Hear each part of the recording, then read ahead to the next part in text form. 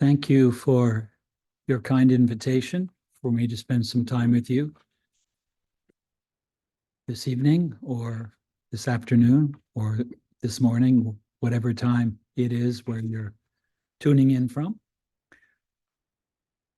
I'm going to speak for about 20 odd minutes on some of the features of critical pedagogy as I have understood. Critical pedagogy acknowledges that our objective and subjective worlds are internally related. This understanding is central to comprehending what, Brazilian philosopher and educator Paulo Freire meant by his very famous term, conscientização. My Portuguese is terrible. The development of critical consciousness for the liberation of humanity.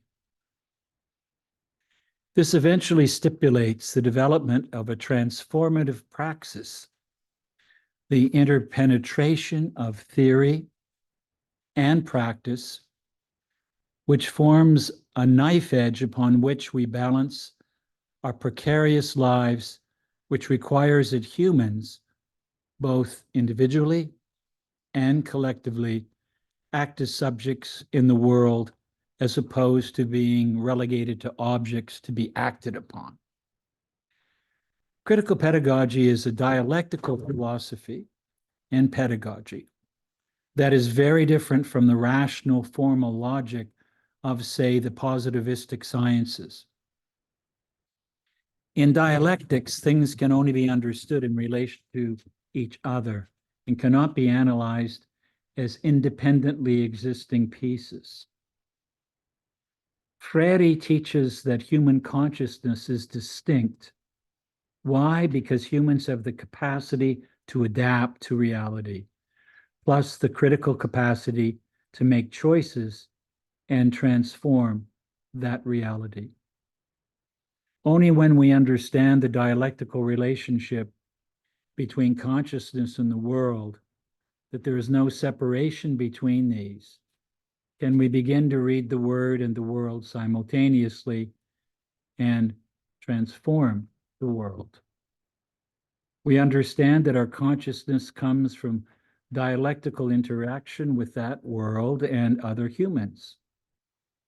So we need to consider our consciousness first and foremost as a social consciousness.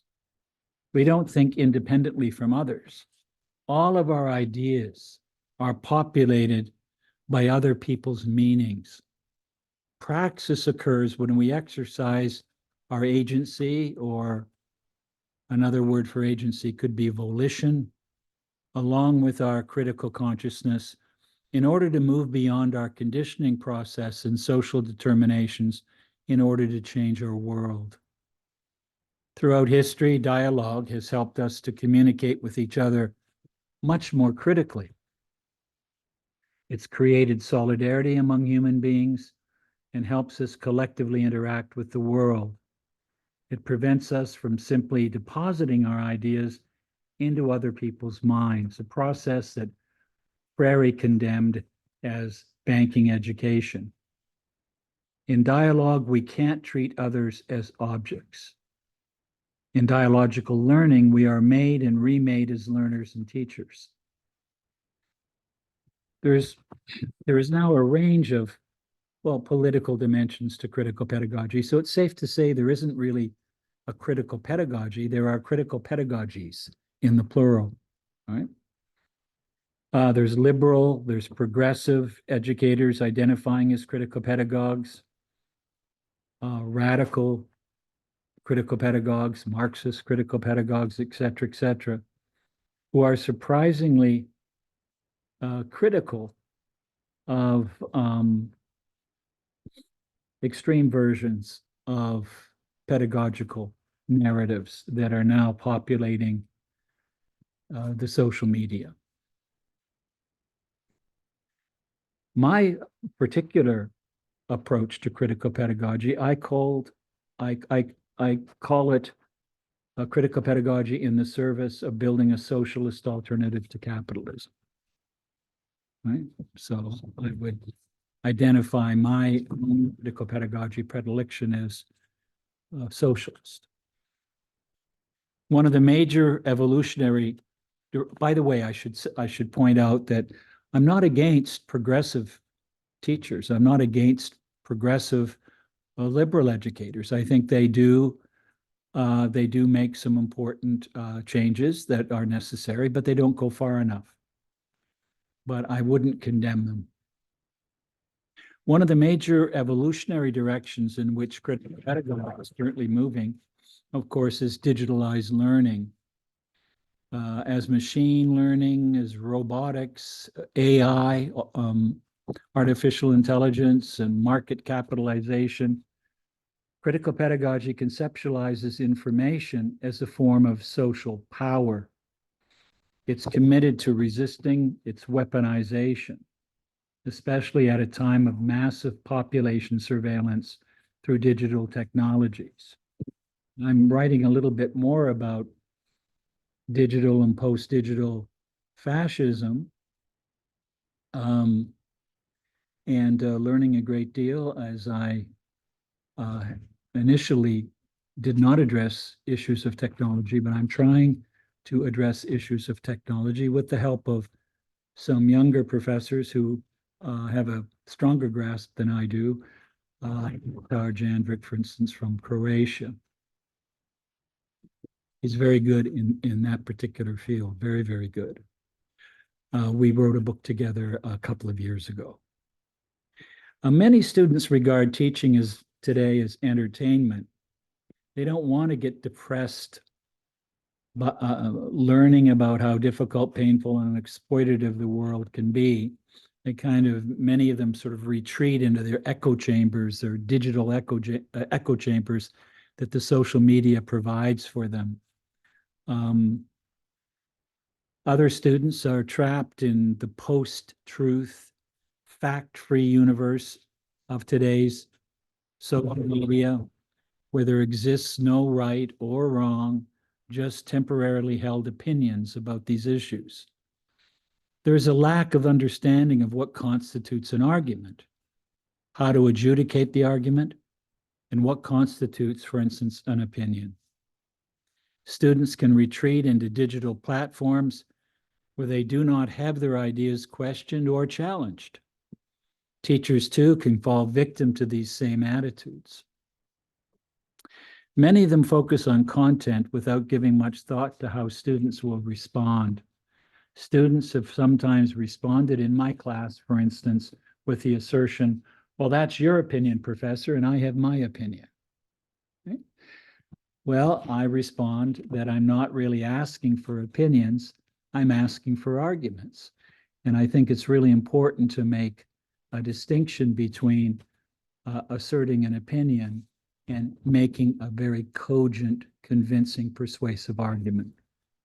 Students need opportunities to acquire new and challenging experiences, focusing on the socio-historical and political forces and contexts which reflect their own social identities. That's difficult to accomplish in today's classroom settings. Too many students receive knowledge passively in a decontextualized form for the students to memorize and repeat on standardized tests. Critical pedagogy encourages students to grasp knowledge dialectically in relation to current problems and injustices in order to transform society in the interest of social justice, within an ethics of compassion, an ethics of care, an ethics of fairness. What is needed, I think, is a problem-posing model of education which can lead to critical consciousness, resulting from a dialogical engagement about the manifold complexities of students' lives and their lived experience. Well, critical pedagogy isn't designed to offer solutions to oppression, to inequalities in our solutions to the inequalities in our social universe. It's not solution giving as much as it is problem posing.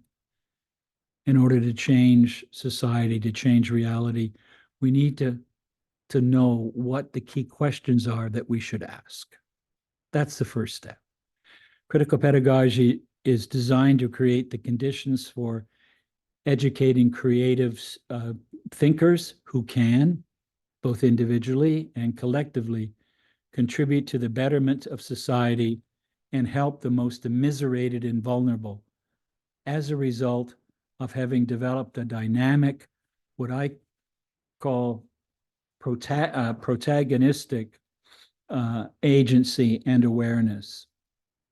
Strategies, skills, and problem-solving approaches foster the creation of critical revolutionary intellectuals who understand that the social, the political, and economic realities of life can be challenged and changed. Students develop a political criticality spawned in the life world of dialogical engagement that leads to transformative praxis.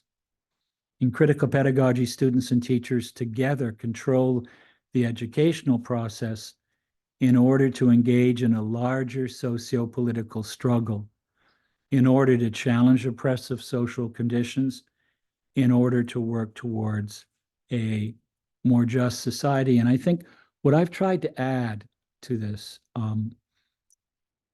conversation is I've tried to add to this conversation the question of spirituality, the question of religion, the question of faith, for instance. Freire was a Catholic and a very devout Catholic who helped create the infrastructure for what is today called liberation theology, which is a pastoral tradition in the church, Catholic Church, that grew out of America Latina, right? So we know figures like Leonardo Boff, of Brazil, Oscar Romero from El Salvador, and many different figures who have in some way contributed to creating liberation theology. And liberation theology, of course, was attacked a great deal by the presidency of Ronald Reagan in the 1980s in the United States. And he conspired to destroy liberation theology. Actually, Pope John Paul II, also having grown up in communist Poland, was very much against liberation theology because of its grounding in Marxist analysis of class, for instance.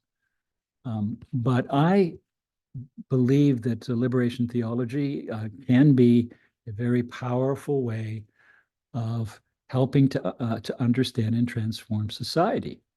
Because a lot of people that I have met really do have a spiritual life, and they claim that a lot of these liberation struggles don't address the question of faith and spirituality. So I've tried to start conversations around liberation theology as part of the larger critical pedagogy movement.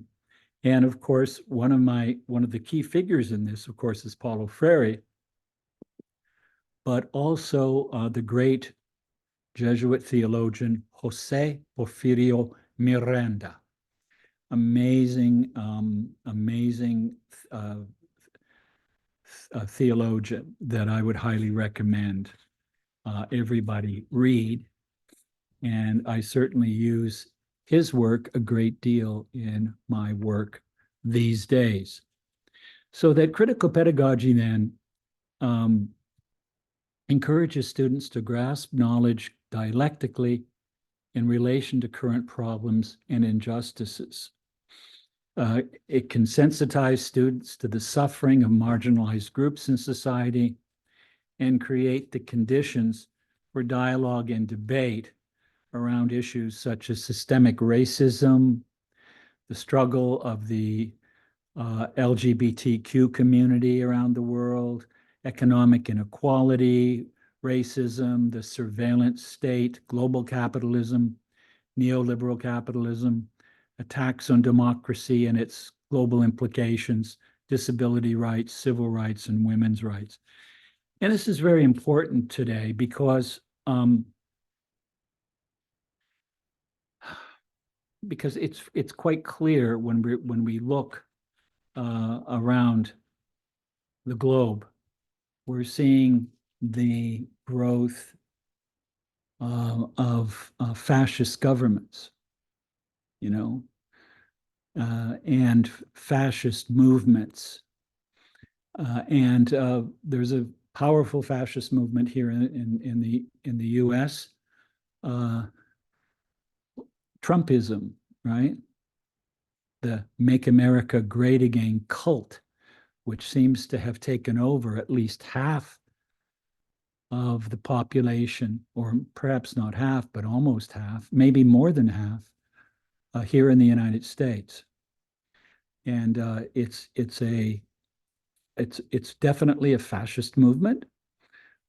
It works in all kinds of ways to capture the attention of Americans, or United Statians, I should say. we're all Americans in Latin in the Americas, so I should use the word United Statians. And this is, this is really troubling, because I have a fear that Trump could very easily, even though he's indicted for all these crimes, he's still very popular. It seems that the more trouble he gets into, the more people support him. So this is quite scary. So I really do believe we're at a very critical existential crisis, political existential crisis in the globe today, with the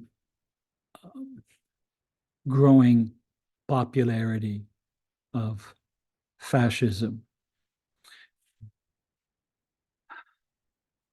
And that's why I think when you look at the news, the media, especially the right-wing media in the United States, you're seeing attacks now, major attacks on critical race theory, which is a theory that teaches about the history of slavery in the United States and the history of institutionalized racism.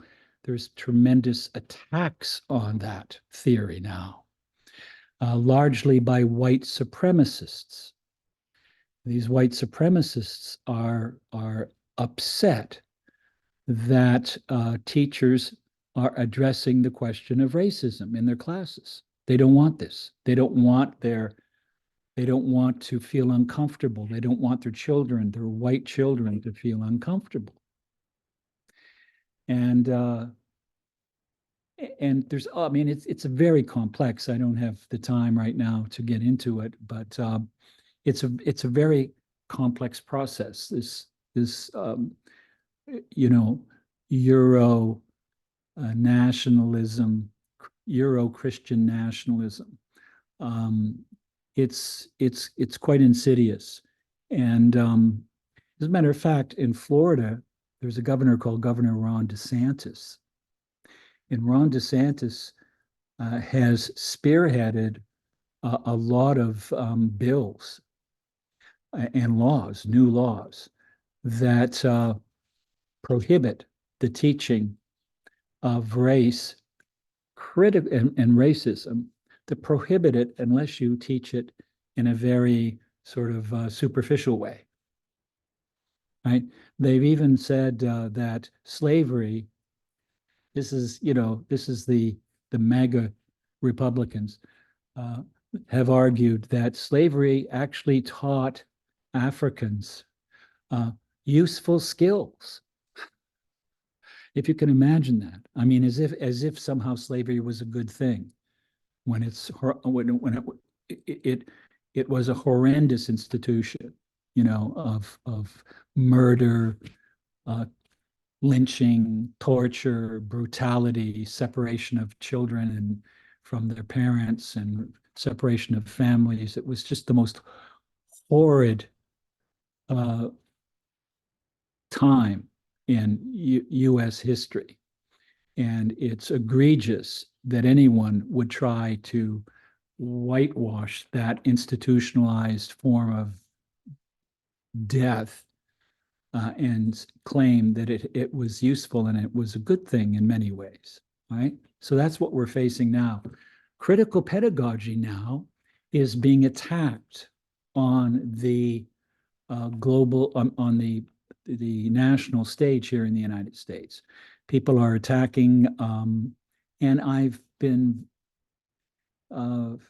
very saddened to see some of these attacks occurring on critical pedagogy that are coming from Canada. The Canadian Conservatives are being influenced by Trump's strategies and tactics and his fascist ideology. There, of course, I saw a video a few weeks ago that was, accusing me of poisoning the minds of students in schools, et cetera, and of course, this is followed by death threats and the usual craziness that is Estados Unidos, las entrances de la bestia, right? In the belly of the beast. Well, anyway, I'm going to sort of wind down now by just making a few more comments about Paulo Freire. Freire came to understand that oppressed learners had internalized profoundly negative images of themselves, images that Freire identified as created and imposed by the oppressor, and felt powerless to make changes in their lives and become active agents in history. Freire created the conditions for learners to examine the limits and possibilities of the situations that emerged from the experiences of the learners, experiences that were often traumatic, they were often life-denying, right? They were necrophilic as opposed to biophilic, for instance. Critical consciousness, according to Freire, demanded a rejection of passivity and encouraged the practice of dialogue, wherein learners were able to identify contradictions in their lived experiences. What are those contradictions? And were able to reach new levels of awareness of how they were being made an object in a world where only subjects have the means to determine the direction of their lives. Made a choice to create history, right? Rather than being a casualty of history. So critical pedagogy is not really about discovering the truth of the world through theoretical study and then engaging in a step-by-step application of our knowledge to the world, but rather engaging the material world critically, right? In ways that enable an understanding of the world that seizes the will, seizes the heart, seizes the agency of the learner. Those who Freire referred to as the oppressed see a world that they believe has already been written and view themselves as having been written out of this narrative. Freirean critical consciousness is a type of protagonistic knowing that occurs by recognizing the world as an arena of struggle and seeking the means to overcome the privileging hierarchies that constitute it, effectively rewriting that world by being in and with the world, reading the world and the word. Effectively rewriting that world by being in and with that world. That is, moving outside the fatalism that pervades the technocratic logic of capitalist modernity, right? Which traps so many of the oppressed as victims of history. So critical pedagogy then can be seen as becoming critically consciousness, as becoming critically conscious, as a path to humanization, to our ontological vocation of becoming more fully human, as Freire put it. It's a path that creates the conditions of possibility of becoming agents capable of making history rather than remaining bearers of history's inevitability. This is what forms the basis of reading of the word and the world. A reading that is co-intentional, where the students become, the student is the educator and the educator is the student. Protagonistic and dialogical understanding. Freire comprehends that protagonistic or revolutionary agents are not born. They are dialectically produced by circumstances. To revolutionize society, it's necessary to revolutionize thinking. Yet at the same time, to revolutionize thinking, it's necessary to revolutionize society. All human development, including all thought and all speech, for Freire is social activity, and this has its roots in collective labor. It's important to understand that for Freire, process and the outcome of that process become one, which Freire refers to as critical consciousness. I think I should stop here, and that's just a very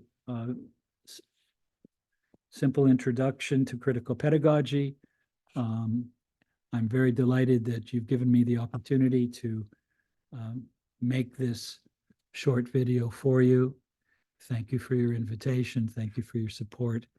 It's wonderful to be here with you. Take care. Bye-bye. Take care.